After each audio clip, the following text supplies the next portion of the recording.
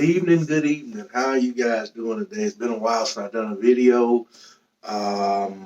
Lots been going on, obviously, after the loss to the Gators. Haven't even posted that video. Really kind of a let down, more so disappointed than mad. I thought the team played good, but I thought we kind of treated this game like we did when Ron Zook was told he wouldn't be back, and Florida came into Tallahassee and got the first victory they had in a long time at Doak Campbell. So I thought we kind of just took them lightly and kind of brushed them off, not having coached, and we thought the quarterback wouldn't play. So just more disappointed. Didn't really feel like posting for a while. Behind me, I'm watching Ghostbusters, Afterlife, and I got the NFL game going on, Packers and Bears. Besides that, I saw a report come out, and basically the former AD was talking about some of the things that I've been complaining about, and a lot of people have been complaining about as far as the stadium.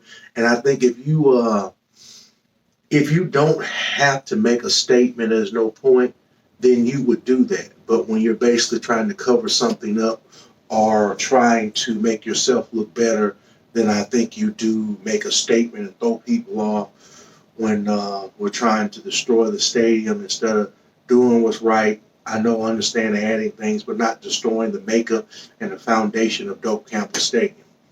And with saying that, I will say I want to give a shout out now that the season's over with to the people that drive the bus, the state troopers that follow and lead the team, the equipment managers, the trainers, the people that drive all the equipment to the location where the game is going to be played, the people that handle the jerseys, the shoulder pads, the cleats, the pants, all that, to the support staff that goes out and gets these hotel books, make sure that the food's there for the players, the people that spend hours cleaning, getting the field ready, cleaning Doak Campbell, getting everything prepared for Saturday. I want to just give y'all a shout out. Tonight's video, which is it's nighttime in Birmingham, Alabama. I know somewhere it's morning, somewhere it's afternoon, and somewhere it'll be good evening. But for us, it's nighttime. So with this video today, we're going to talk about the top 10 running backs. Again, I'd like to say I definitely want to give a shout out to our SI department, which is sports information. They do an awesome job. I'm not familiar with how maybe NFL teams work or other college programs work as far as their history, the historians and the statisticians and how they keep record. I will say for Florida State that once a player reaches 100-yard rushing, it is automatically documented as a part of history, a 100-yard receiving game, a 300-yard passing game. Every touchdown, every sack, every tackle, every catch is documented. You have to have so many catches to be considered in the top of the receiving list as far as reception. You have to have so many yards to make the top of the career yards list. So forth and so on. Most touchdowns, most wins. I think you have to have a minimum of 3 or 6 starts to start being put into position to have your record of wins and your record of games total. The running back has to have at least 600-yard games to be documented among the other running backs who have 100-yard games, and so forth and so on. So I want to just say those guys do a tremendous job. Obviously, in Florida State, all 22 positions, 11 offense, 11 defense, and the punter, kicker, place kicker, and long snapper and snappers are all part of the program and have all been featured. Obviously, the more famous would be the Aguayo brothers and Janikowski as far as your kickers, and your punters would be Player and a couple of others. But all positions are featured at Florida State, and we do a good job of honoring the past and the present and the future. If you look at the running back room, a big picture of Dalvin Cook is up in there. After him, Cam Akers was really special. So we do a good job of honoring our players. Now, getting into the day's conversation, I do have more than 10 running backs. The running backs was a little bit harder than quarterbacks and wide receivers because a lot of the big names were kind of at the bottom as far as statistic-wise. But flip of a coin, some praying, some looking at things, I kind of came up with my top 10 list of the all-time running backs at FSU. So I hope that you guys like this. If you don't like this or disagree, again, comment, like, and subscribe to the channel. I'm not going to beat you down about that.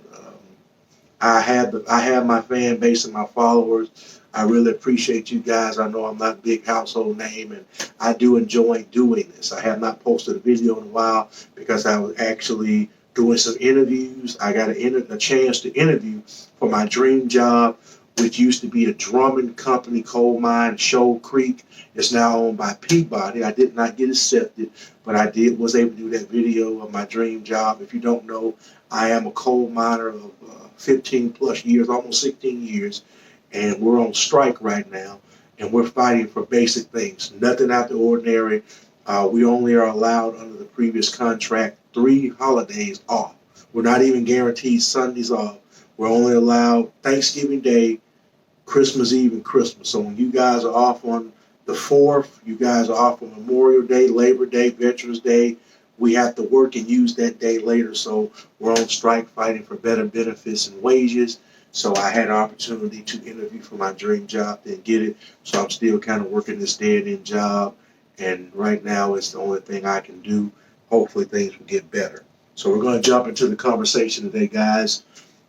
I got 2 honorable mention names that are definitely what I would say would be 11 and 12, the top 15 running backs. But just because of the circumstances, I have to rank them where I feel comfortable. That would be Chris Thompson and Jermaine Thomas. I have them just outside. Now, obviously, I have 3 number 10s. Coming in at the bottom part of number 10 would be Dexter Carter, and he is 17th in career rushing yards with 1,788. He also, for career touchdowns, is 15th with 17 touchdowns.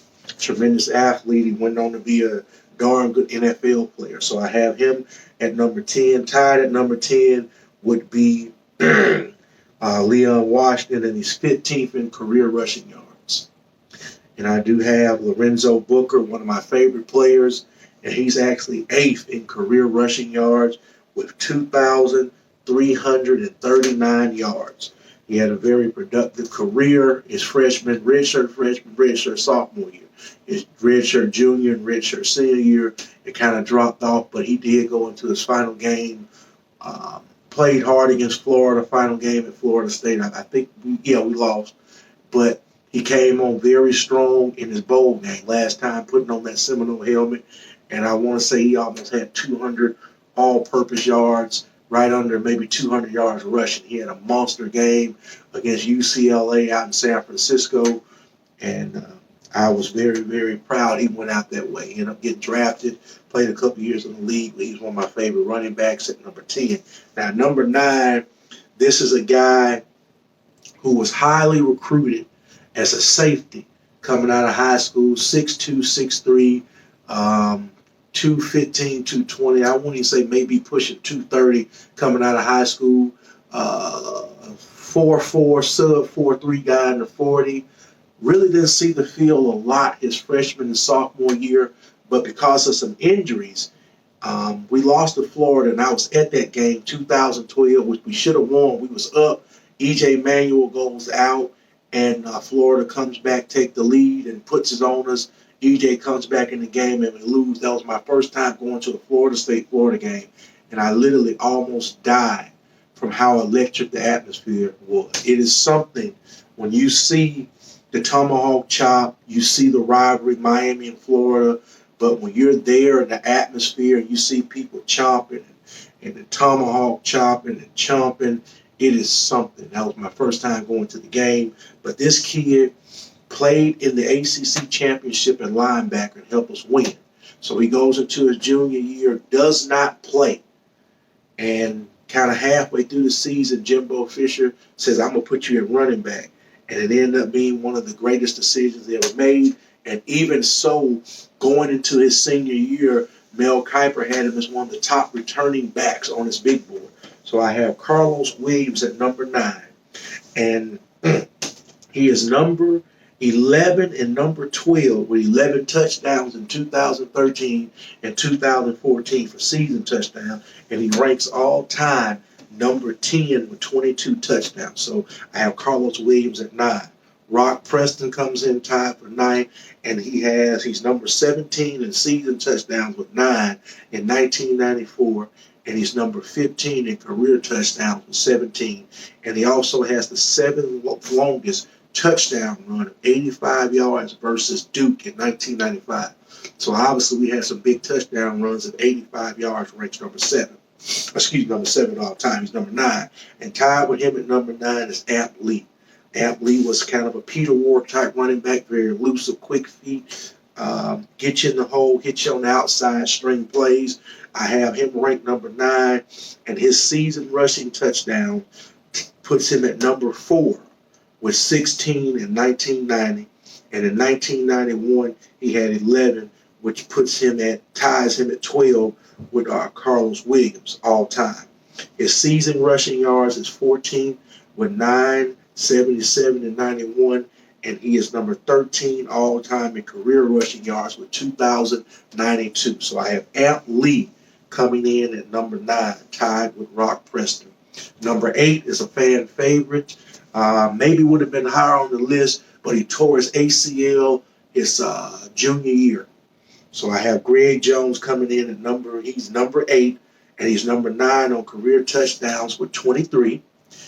He's number 18 in season rushing yards with 938, and this is in 2002, and he tore his ACL against Wake Forest. So he was on pace to be a 1,000-yard rusher, and his career rushing yards ranked 7th with 2,535 yards. So I have him at number 8. Number 7 was the first running back after Warwick Dunn to go over 1,000 yards, Devonta Freeman. He ranks 10th in season rushing yards with 1,016 yards in 2013. That was the first running back to go over 1,000 yards since Warwick Dunn. His career rushing yards ranked 9th with 2,255 yards. His single season touchdown,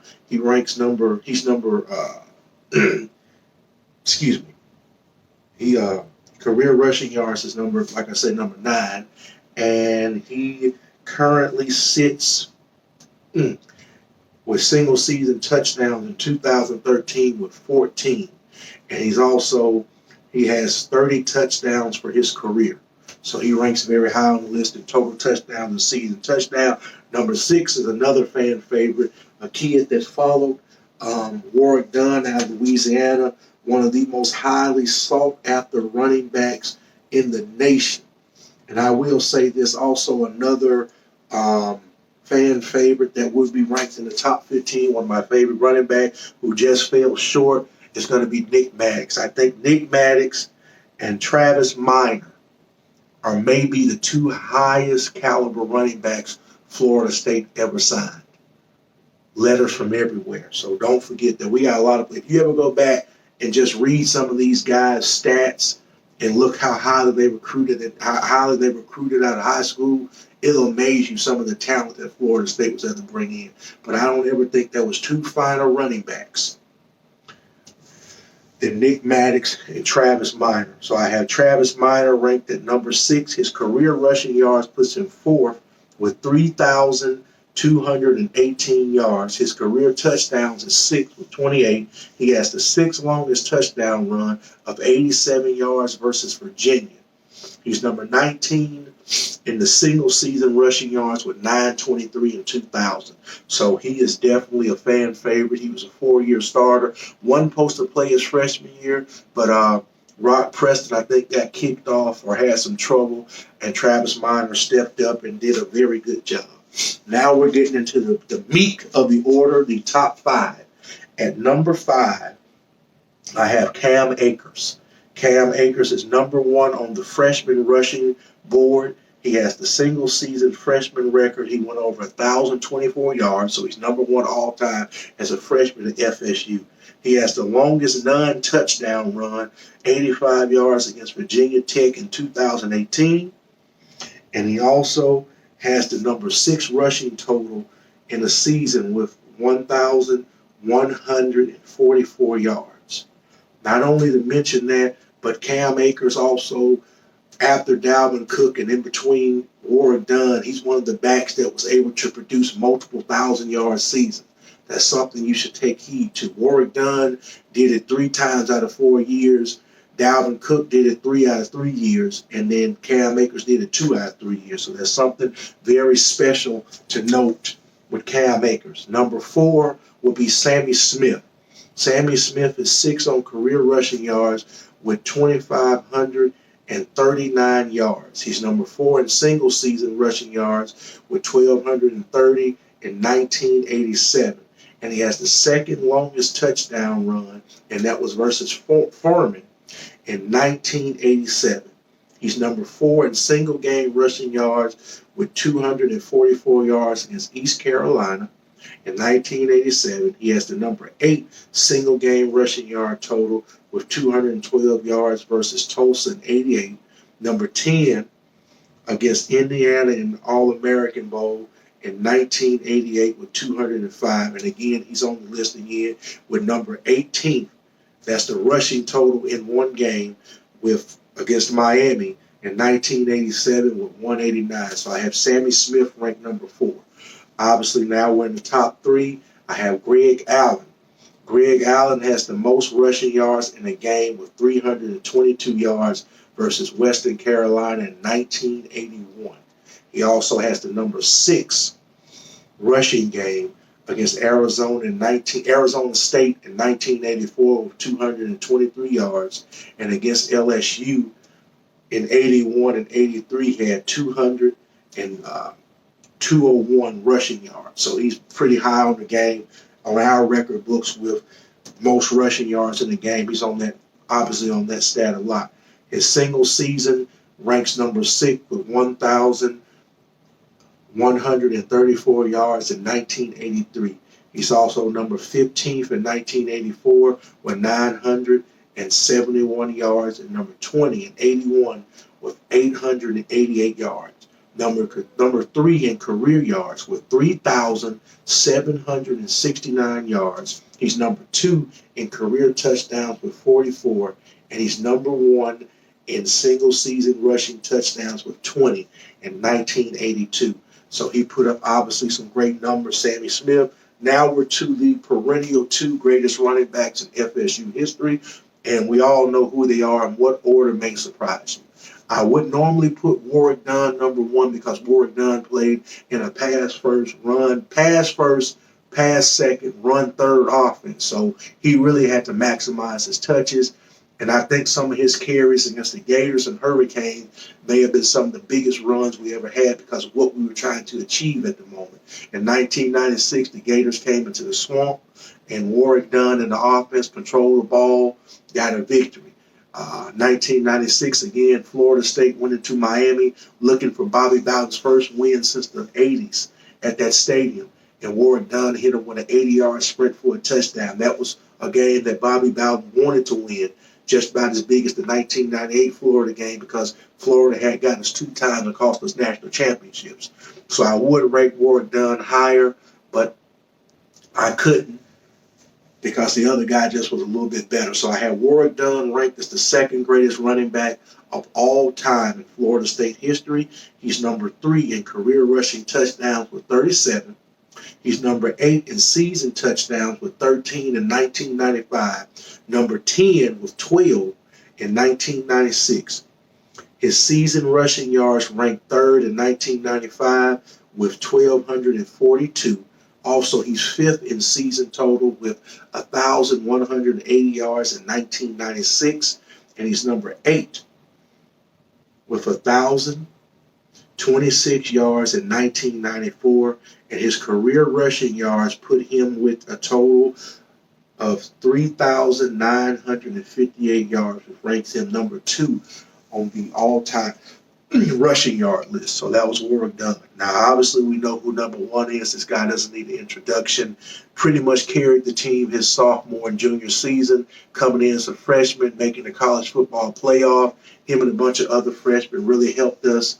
We didn't fall short. We just got our butt beat by Oregon. Not much I can say there. Anybody can say that. We didn't come ready to play. We weren't prepared, and we didn't take Oregon seriously and they beat the brakes off us. But the number one running back all time is Dalvin Cook, and he has the number one career rushing yard, career touchdown with 46. The number one single season with 1,765 yards in 2016. He has the number two single season rushing yard total in 2015 with 1,691 yards. He ranks number 12 in 2014 with 1,008 yards, and at the time that was a record for a freshman until Cam Akers beat that. He's number 2 and number 3 in single game yardage versus USF. In 2016, he had 267, and in 2015, he had 266, and that puts him number 3 and number 2. Obviously, over 300 yards is the record by Greg Allen, but he ranks 2 and 3 on that list. And he is number 1 in career rushing yards with 4,464 yards. And that's amazing to be able to gain 4,000 yards in just 3 years. And he's number 2 in season touchdowns with 19, and he tied that in 2015 and 2016. So that are the top running backs for Florida State. You guys want to comment on that? Chime in. You disagree with it, let me know. But those were my top 10 running backs. I would probably say the 2 most highly decorated running backs coming out of high school would have to be Nick Maddox and Travis Minor. And then right behind them would probably be Dalvin Cook. And I can't forget the other guy. It was one more guy, but he didn't pan out. Jamie Robinson, maybe. But we had one more just true running back, but they didn't pan out. But other than that, guys, up next will be fullbacks and tight ends. Top 5 fullbacks, top 5 tight ends, and then I'm going to do the offensive line, top 10 offensive linemen, and that will finish the offense. And then we're going to jump into the top 10 defenders all over the field. And then I will end with the top 5 kickers, top 5 punters. You guys have a good day. Stay blessed. Obviously, we have rumors going around. I will say that I thought Mike Norvell made a good hire in promoting Randy Shannon. That's one of the hires that's kind of going to say, I want to keep my job. I want to be successful. Because right now, you just have a new coach at Florida, and Miami's paying around $8 million for Cristobal. So they're taking a step up, and they're starting to be committed to the program, which is why I don't understand why we would shrink the field, considering the teams that we're trying to recruit against, the Big Two in Texas, obviously Alabama, Auburn, Florida, Georgia, USC, Oklahoma, Ohio State, Michigan, all seat over 80,000. With Alabama, LSU, Michigan, Ohio State seating 100,000. The Coliseum could take 95, but they got it down to about 80,000. In Texas and Texas A&M seat over 100,000. So I don't know why we want to shrink our stadium when we need to maintain our 80,000 average, considering the teams that we're trying to play against. And now we're moving into home games. And I hate the fact that we're not going to Death Valley and they're not coming to Tallahassee, but we're going to go to Tuscaloosa. I'm already starting a savings account for that because even though I work in Tuscaloosa County, live in Birmingham, I will probably stay for the weekend, Friday and Saturday, just because of the traffic and kind of just take in some of the atmosphere down there. But we're going to go play in a 100,000 seat stadium, and then we're going to bring Alabama to Tallahassee and give them a 55, 60,000 seat stadium. I think that's very unfair to the players. I think it's unfair to honor Bobby Bowden's legacy like that and all the athletes that came and played. We had 2 huge ball games this season. We played Miami, and then obviously the first game against Notre Dame where we had over 70-some thousand fans in the stand. And if it was not for having the Bobby Bowden logo where the band sits, they should have moved it down to the garage door. We could have filled up the band section with the band and put more students in the student section, and we would have been at 80,000 for those games. So just my thoughts about that, but I'm ready for 2022. Obviously, this is the early signing period, then February signing period. Without anything happening with this pandemic, we should go into winter workout, spring, and hopefully fall we'll be ready to play. I have some videos coming up for y'all. I'm still applying for jobs. Hopefully I get a better job. Maybe I will see you guys in New Orleans, but if not, y'all be good. Go Noles, and I'll see you later.